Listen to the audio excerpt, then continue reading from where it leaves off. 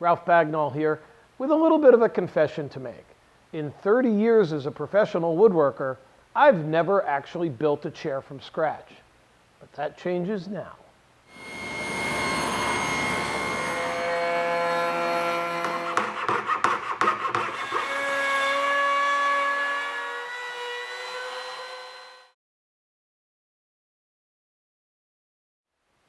Workshop safety is not something we can just sit around and let other people do for us.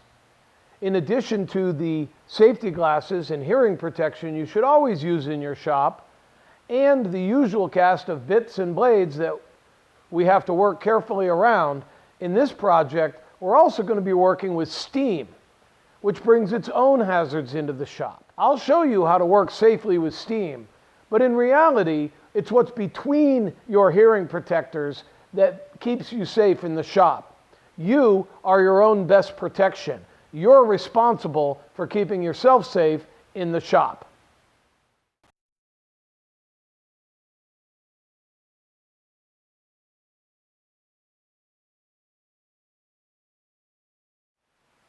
This is the prototype of the design I've come up with.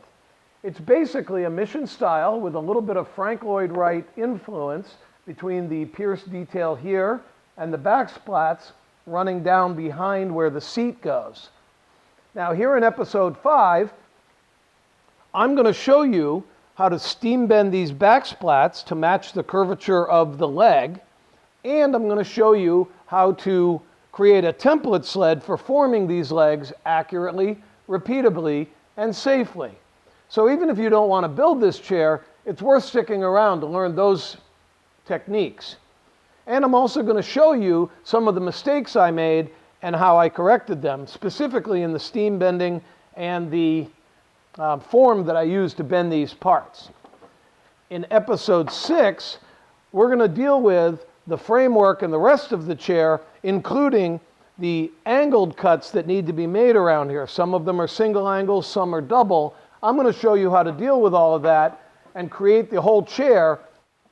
And in addition, I'll show you how to make the seat part, including the padding and upholstery. So follow along and let's learn how to build some chairs together.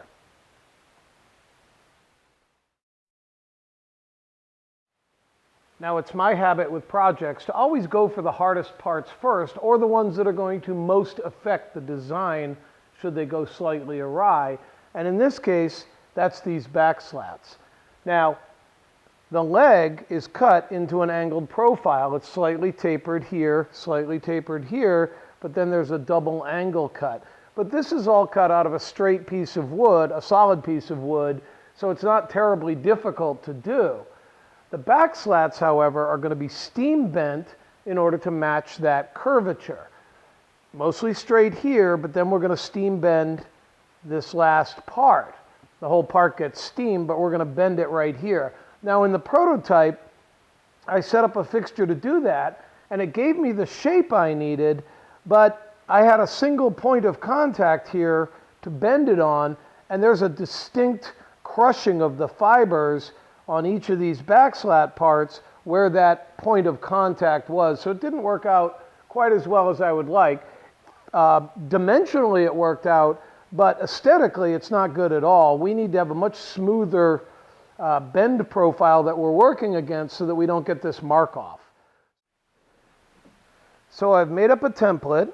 It's 30 inches long, 5 3/4 is the first mark, 2 5/8 to the top here, and then I cut an angle from there to 1 1/4, and from that line to 1 3/8.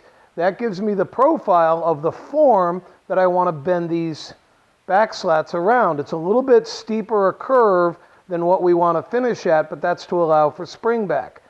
Now I'll take some pieces of poplar that were cut to the right size, attach the template to it, mark it off, rough cut it to shape or close to shape, and then we'll take it off on the flush trim router bit.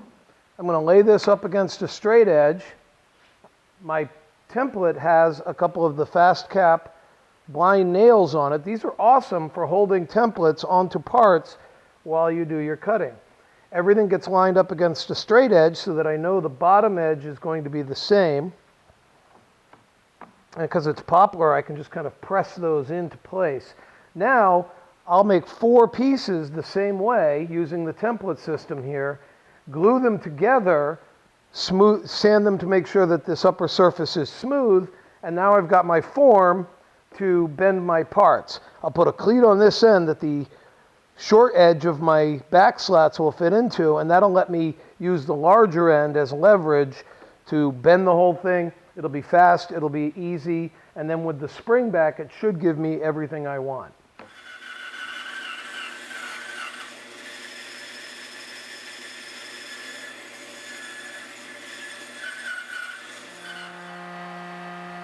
Note that as I'm flush trimming these parts, I am using a start pin.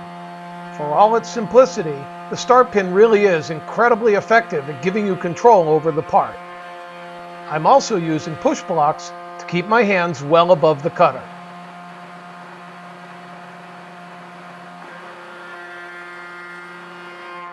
Because I want to ensure that these parts are exactly the same size and shape, I've got the template centered on the blank so I can trim all 4 sides, guaranteeing consistent results. So now we'll apply some glue. We'll use the Bessie K-body clamps, the Revos. These are the new ones, to hold the ends perpendicular to each other or in line. And that way I don't have to worry about mismatching the angles. Nice. So now the 2 ends are completely aligned to one another.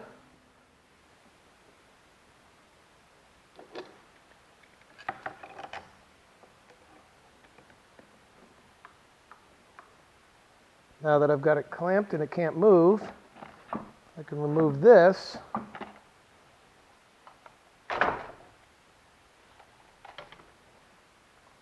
And give myself the room I need to put the clamps in as many places as I can, staggering them, just getting everything clamped together so that we don't have to worry about it.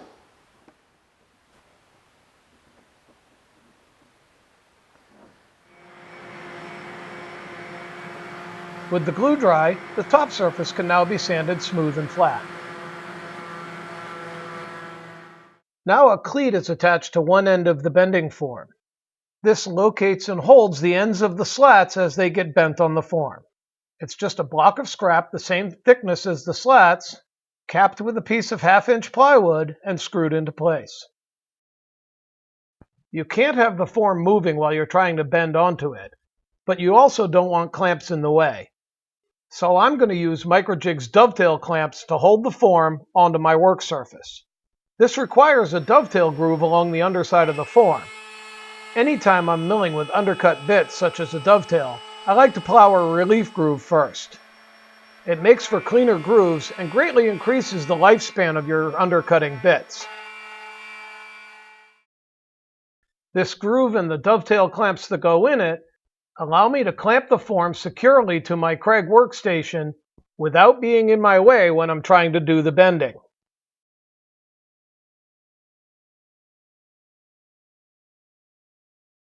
The stock for the slats can now be prepped to 1 inch thick and ripped into 5/8 inch thick strips. My 6 chairs required at least 24 parts, plus a few extras for waste and a few extra lengths that will become the cross members joining the splats near the top. Now, it's a well-known fact that air-dried lumber steams much more easily and much more quickly than kiln-dried lumber. Not sure why, I just know that that's the case. And so, if you can get air-dried lumber for your project, or even just for the steamed parts of your project, that's going to be better, but most of us don't have that opportunity, and this is certainly kiln-dried lumber that I'm working with. And one thing I've found is that by pre-soaking the kiln-dried lumber for several hours or preferably overnight, and then putting them into the steam while they're wet, it does seem to make it a lot easier and faster to steam them and get good results. So that's what we're going to do.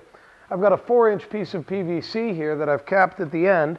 I put some water in it, And now I'm just going to drop a bunch of this lumber, as much as I can, into the water for now. And then I'll fill up the rest of the tube, because it's quite a bit longer than it needs to be. So I'll squeeze as many of these in here as I possibly can. And of course, they're going to try to float. So I've got a little plug to cap it all off with. So I've got as many in the tube as I can fit now, and I'm just going to continue to add some water until I come pretty close to the top here. There we go. And see, they're trying to float out of the water, which of course we expect.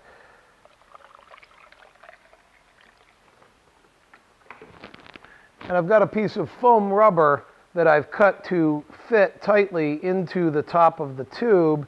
I'll just push that down until water starts to come out or above. Now my wood parts are completely submerged. And now once these have had several hours in the water, I can put them into the steam bath and we can move forward with our project. The equipment needed for steaming is not as involved as you may think. Anything that can boil water can be your steam generator. I'm using Rockler's steam bending kit. At $70, it includes all the fittings you need. Just fill it with water, plug it in, and attach the hose to your steam box. And even the steaming chamber doesn't have to be complex. Mine's nothing more than a common plywood box that's been in service for more than 5 years now. It has a fitting at the back to let the steam in, a hole toward the front for the thermometer, and a hinged door to keep it all closed. I added a row of dowels to the inside of my box when I built it to allow the parts to be steamed on all sides. Once the generator starts to boil, it'll create steam for about 90 minutes before needing refilling. To save time, I don't wait for everything to get up to temperature. Go ahead and load the steam box as soon as you can and let the parts steam as the whole system gets up to temperature. The temperature of the steam chamber is monitored using an inexpensive kitchen thermometer mounted in a small hole in the top of the box. Once your box reaches 212 degrees, your parts need to steam for 1 hour for each inch of thickness. So these slats need to cook at least that long. The inside of the box and the parts are all going to be at 212 degrees, so wear gloves. The steam in the chamber is not under pressure, but you still should be careful when opening the door. Once the parts are removed from the steam, you've got to work quick. They become less pliable very quickly as they cool. This is why we've been paying such attention to the setup and design of the forms. You've got about 15 or 20 seconds to work before they cool too much. Fast-acting squeeze clamps like these from Bessie help you get your parts locked down before they cool. The bent parts can be removed from the form in about 20 minutes when they've had a chance to cool. And don't just throw everything down on the work surface. You need everything organized ready for the next bend. Keep loading fresh stock into your steam chamber as you remove other pieces, and you'll be able to cycle through the steaming process pretty quickly. It took me about a day's work to bend 28 parts that I needed for this job. A little extra time is required every time you have to refill the generator to allow everything to come back up to temperature. Releasing the clamps will instantly show you the spring back I was talking about earlier. This is why the bend on the form is tighter than what we want to end up with. Now we're going to use a template sled to cut the actual leg profiles out of the rear legs of our chair. But I want to create a plywood template which will allow me to mark the blanks and lay out the dowel holes and whatnot that we need for connecting the rails to the legs. I want to lay that all out on a template so that all of the legs that I create become exactly the same. And it looks complicated, but it's really not. The part here is 3 1/4 wide. We're going to measure up by 17 3/8 right there.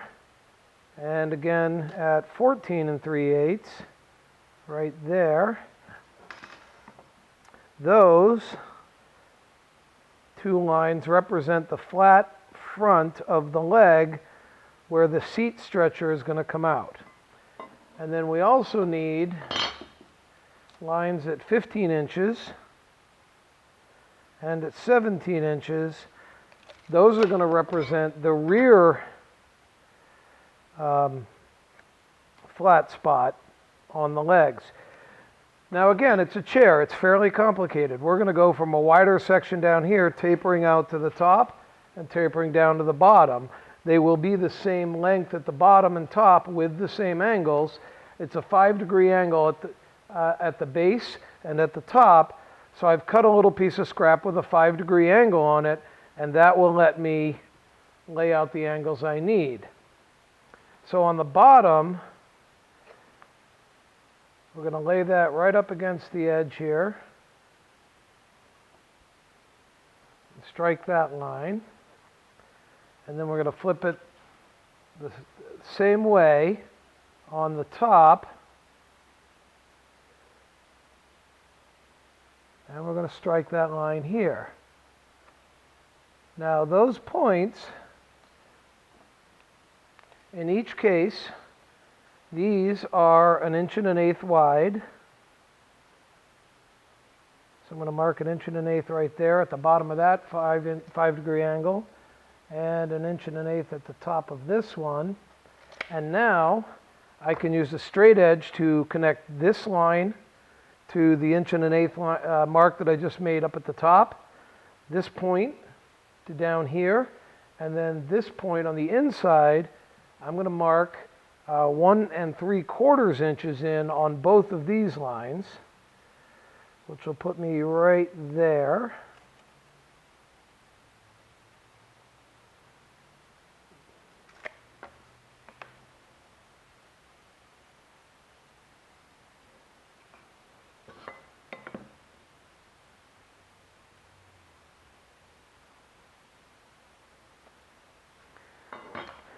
So we're going to go from here to there, from here to there, from here to there, and from here to there.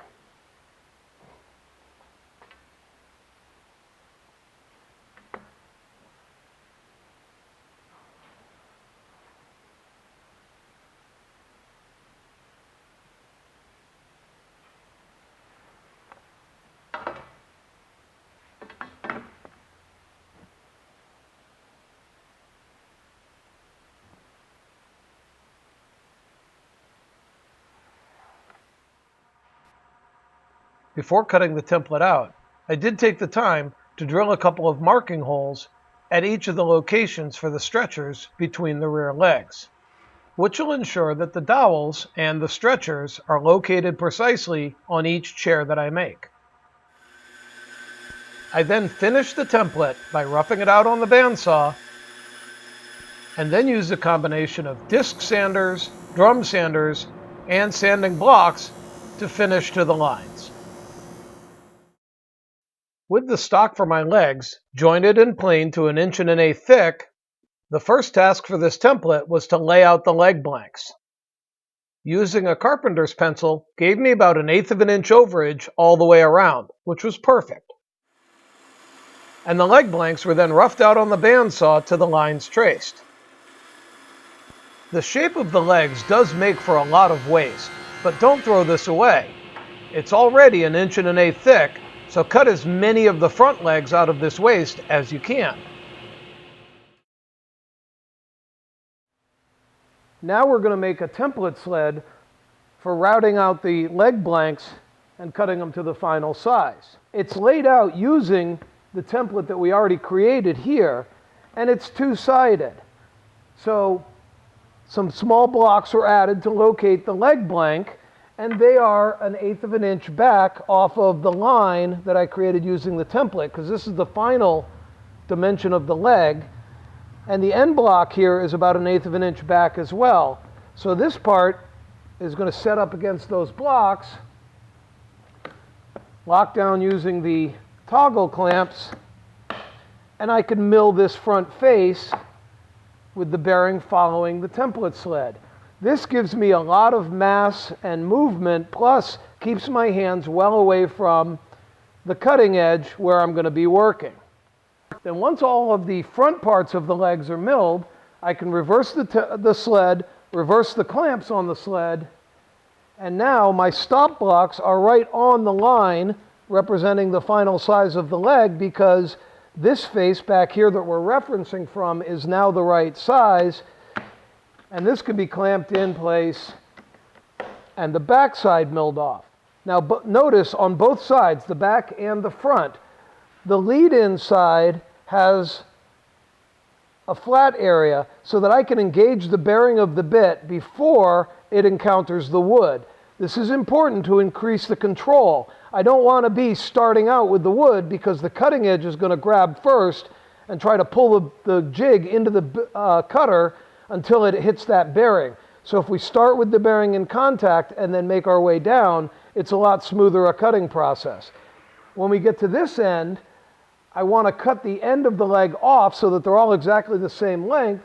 So I have a lead out as well, but I've notched backwards where the end of this leg is supposed to be so that the bit is going to cut it off.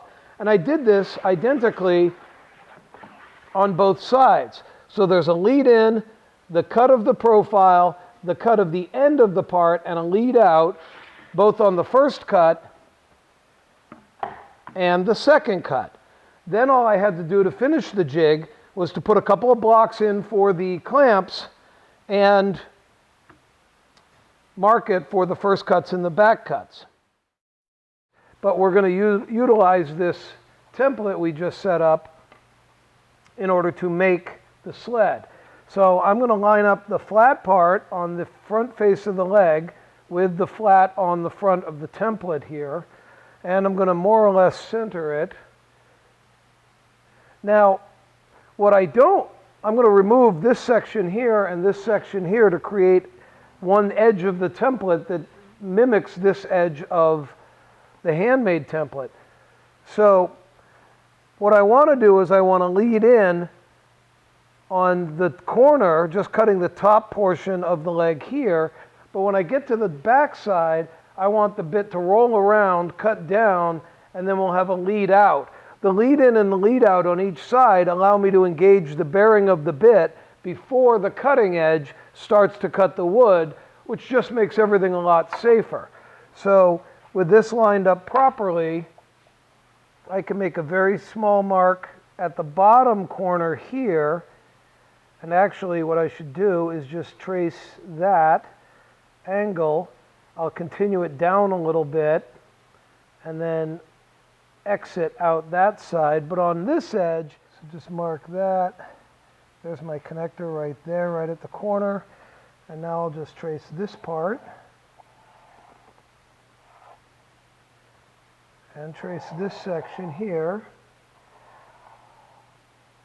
And what I'm going to do is I'm going to actually cut away this line on the bandsaw, and then I'll flatten this edge, the lead in and the lead out by hand, but I'll also use this piece as my template to cut off so that I get a perfect match right along this line.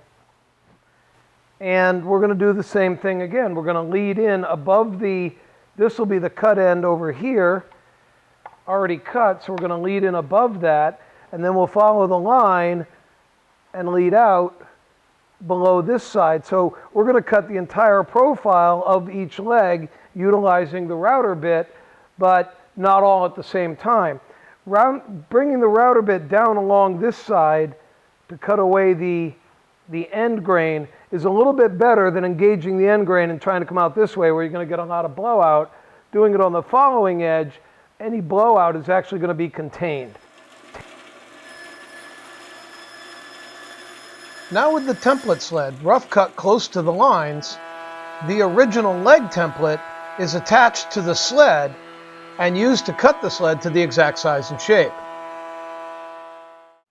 In addition to the clamps, I'm going to be using a couple of Fastcap's blind nails to hold the part and keep it on the jig.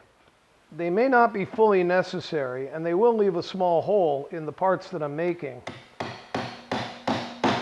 So I'm positioning them where the tenons are going to be, so on at least half the parts, the tenons will cover the holes. On the other half of the parts, I will have to cover up the holes, but it's a small enough price to pay for the extra security The template sled gives me lots of mass and control over the process. I don't have to worry about my hands being close to the blade, and I can reset my grip as I work around the part. Note here how the bearing of the cutter is engaged with the lead-in section of the template before the cutter meets the wood. This ensures that the first contact of the cutter to the wood will be under your control.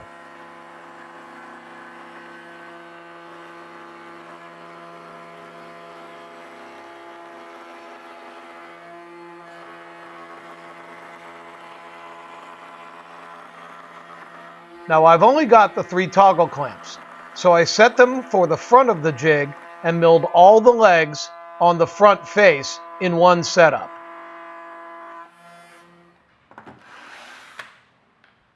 Once the front edge of all the legs was milled, I repositioned the clamps to work on the backside of the sled.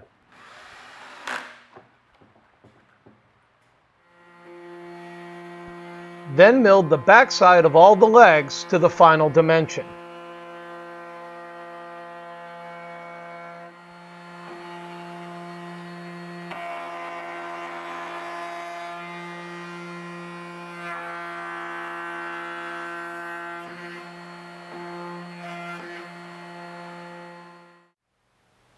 Well, that's a lot of work, and we haven't even actually started assembling the chair yet. But we've gotten quite a bit done. We got all the rear legs cut and milled to size and shape. The front legs are all prepped, and all of the stock for the rear splats is completed and steam bent. Now in episode 6, we're going to complete the chair. I'm going to show you how to half lap this rear splat detail together, and that will create one unit out of all of the splat pieces for each chair. We'll cut all of the stretchers and rails that form the chair, including there's some complex double angles here because the chair tapers from front to back, and from front to back it also tapers downward in the seat area a little bit. So there are some complex cuts. Not hard to do, but you got to pay attention to what you're doing while you're doing it. And then, of course, I'll show you how to make the cushions for your seats as well. So look for episode 6 and follow along as we finish our chairs. Now, if you'd like to build this project for yourself, a complete set of plans is available for free on our homepage. It includes measured drawings, photographs, material lists, everything you need to make your own version.